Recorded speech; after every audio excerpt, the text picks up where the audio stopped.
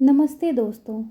आज हम सुनाने जा रहे हैं एक ऐसी रहस्यमयी कहानी जो भोपाल शहर की एक सच्ची घटना पर आधारित है। ये कहानी है एक यक्ष की वासना और औरत के लालच की, जो एक पहाड़ी पर जाती है और अनजाने में कुछ प्राचीन रहस्यों को जगा देती है। तो चलिए शुरू करते हैं। भोपाल शहर में एक गांव था। उस गांव की सबसे पुरानी और संकरी गलियों के अंत में एक छोटा सा टूटा फूटा घर था, जिसकी दीवारें समय की मार से अपनी असली रंगत खो चुकी थी। इसी घर में रहती थी रूपवती, अपनी माँ सुशीला और अपने अपंग पिता राम प्रसाद के साथ। रूपवती, जैसा उसका नाम था वैसा ही उसका रूप था। उसकी आंखें गहरी झील की तरह बिल्कुल नीली, उसका रंग जैसे वो चांदनी में नहाई हो, और उसके होठ, उस पर हमेशा एक हल्की सी मुस्कान रहती थी जो देखने वाले का मन मोह लेती थी। पर उसकी सुंदरता जितनी अनोखी थी, उतनी ही गहरी उसकी अपनी दुनिया की इच्छाएं भी थी। रूपवती को सुगंधित इत्र का बहुत शौक था। रूपवती की माँ सुशीला दूसरे के घरों में बर्तन धोकर जो भी कुछ कमाती थी, उससे उसके घर का चूल्हा बहुत मुश्किल से जलता था। उसके पिता राम प्रसाद एक दुर्घटना में अपनी दोनों टांगें खो चुके थे और अब एक पुरानी खाट ही उनकी दुनिया थी। लेकिन रूपवती को अपने माँ बाप की इन मजबूरियों से कोई मतलब नहीं था। उसे तो बस नए नए सुगंधित इत्र चाहिए थे, खासतौर पर वो जो कमल पुष्प के नाम से मशहूर थे। उसकी महक ऐसी थी जैसे हवा भी एक पल को रुक जाए। रूपवती का ज़्यादा समय अपनी सहेलियों के साथ घूमने में ही गुजरता था। वे गांव के बाज़ारों में घूमती, हंसती खिलखिलाती, कभी एक दूसरे की टांग खींचती तो कभी पहाड़ियों में सैर करने निकल जाती। गांव के बाहर भी एक सुनसान पहाड़ी थी, जिसे लोग यक्ष वाली पहाड़ी कहते थे। बूढ़े लोग कहते थे कि वहाँ सदियों से एक शक्तिशाली यक्ष बंद है और शाम ढलने के बाद उधर कोई नहीं जाता। यह बात रूपवती के लिए सिर्फ एक मजाक थी। वह अक्सर अपनी सहेलियों को वहाँ जाने के लिए उकसाती। वो बोलती अपनी सहेलियों से, तुम लोग तो डरपोक हो, कौन यक्ष कैसा यक्ष, सब मन गढ़ंत बातें हैं। रूपवती की माँ ने भी उसे पहाड़ी पर जाने से मना किया था, लेकिन रूपवती सुनती किसकी थी। माँ की बातें तो उसे पुरानी और रूढ़िवादी लगती थी। एक दिन दोपहर में रूपवती ने अपनी सहेलियों से शर्त लगाई कि वह पहाड़ी के सबसे ऊंचे पत्थर पर अपना नाम लिख कर आएगी। उसकी सहेलियों ने उसे रोकने की बहुत कोशिश की, पर रूपवती नहीं मानी और पहाड़ की तरफ आगे बढ़ गई। आगे बढ़कर रूपवती ने अपनी कलाई पर कमल पुष्प की कुछ और बूंदें छिड़की और पहाड़ की तरफ चल दी। हवा बहुत तेज थी और उसकी सुगंधित इत्र की महक चारों ओर फैल रही थी। जैसे जैसे वह पहाड़ी के करीब पहुंची, पक्षियों की चहचहाहट बंद हो गई और हवा में एक ठंडा एहसास हो गया। उसने शर्त पूरी करने के लिए सबसे ऊंचे पत्थर पर अपना नाम लिखा और मुस्कुराते हुए वापस लौटने लगी। उसे नहीं पता था कि उसके सुगंधित इत्र की मादक महक हवा के साथ उस पहाड़ी की सदियों पुरानी दरारों में समा चुकी थी, जहाँ पर पहले से कुछ जाग रहा था, कुछ ऐसा जो हजारों सालों से एक ऐसी ही महक का इंतज़ार कर रहा था। रूपवती को बिल्कुल एहसास नहीं था कि उसने किसी को जगा दिया है जो हजारों सालों से सो रहा था। एक यक्ष, एक बहुत ही भयानक और खतरनाक यक्ष।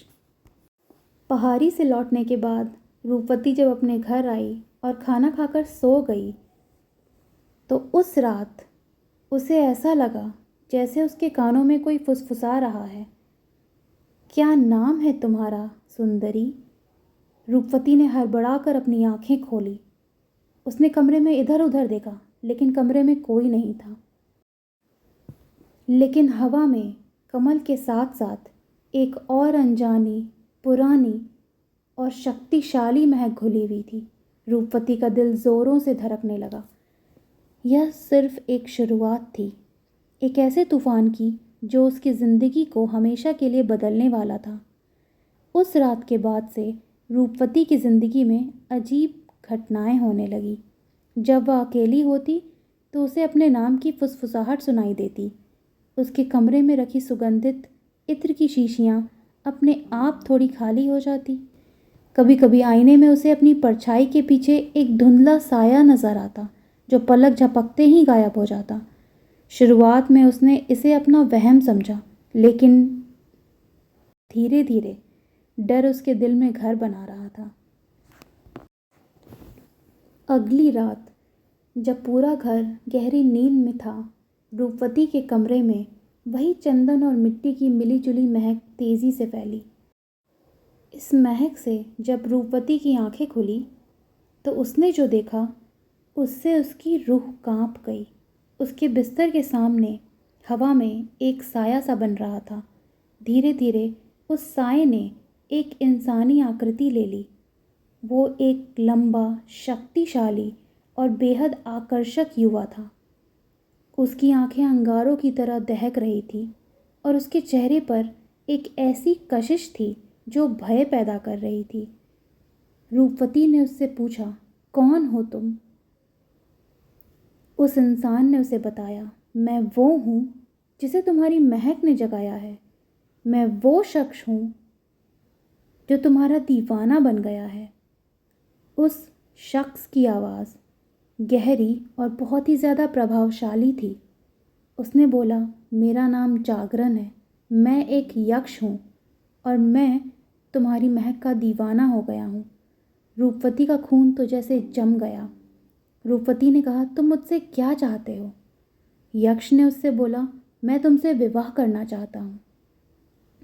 जागरण ने बड़ी सहजता से कहा, जैसे यह दुनिया की सबसे साधारण बात हो। मैं तुम्हें इस गरीबी से निकाल कर अपनी रानी बनाऊंगा। तुम्हें धन, रत्न, महल, जो तुम चाहोगी वो तुम्हारे चरणों में होगा।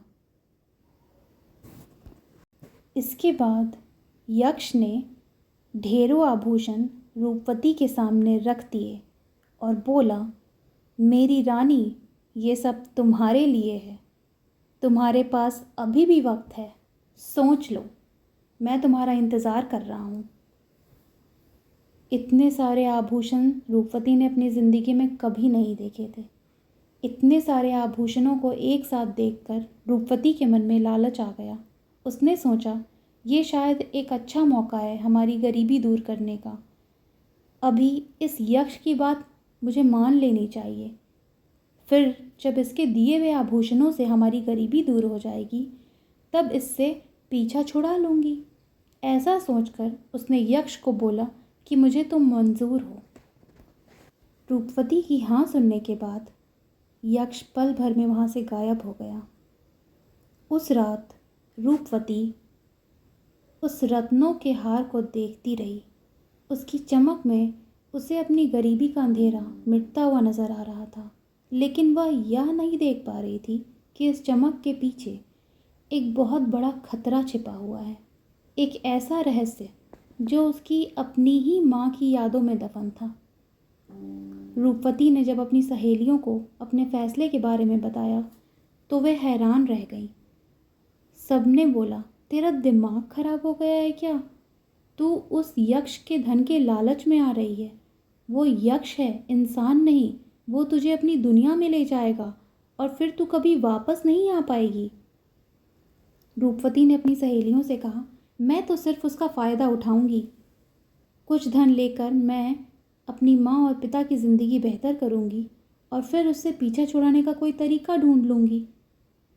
उसकी दोस्तों ने उसे बहुत समझाया। यक्ष रोज़ उसके लिए नए नए उपहार लाता, कभी सोने के सिक्के, कभी कीमती पत्थर, तो कभी रेशम के वस्त्र।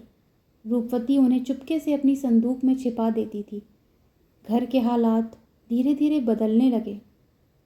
पिता के लिए बेहतर दवाइयाँ आ रही थी। घर में अच्छा भोजन बनने लगा। सुशीला यह सब देखकर हैरान थी। उसने रूपवती से पूछा, बेटी यह सब कहाँ से आ रहा है? रूपवती ने अपनी माँ को झूठ बोला। उसने बोला, माँ, मैंने एक जगह काम पकड़ा है। वो मुझे बहुत अच्छी तनख्वाह दे रहे हैं और यह सब उसी से हो रहा है। उसकी माँ चुप हो गई, लेकिन उसका दिल किसी अनहोनी की आशंका से कांप रहा था। उसने अपनी बेटी की आंखों में वह पुरानी चमक नहीं बल्कि एक अजीब सा डर और लालच का मिश्रण देखा था। एक दिन जब सुशीला रूपवती के कमरे की सफाई कर रही थी तो उसकी नज़र संदूक के नीचे पड़े एक छोटे से झुमके पर पड़ी। वो झुमका ऐसा था जैसे उसने अपनी ज़िंदगी में कभी नहीं देखा था। उसे हाथ में लेते ही सुशीला को एक अजब सा झटका लगा। उस झुमके से वही अनजानी पुरानी महक आ रही थी, चंदन और मिट्टी जैसी। सुशीला का दिल बैठ गया। यह महक उसने पहले भी महसूस की थी।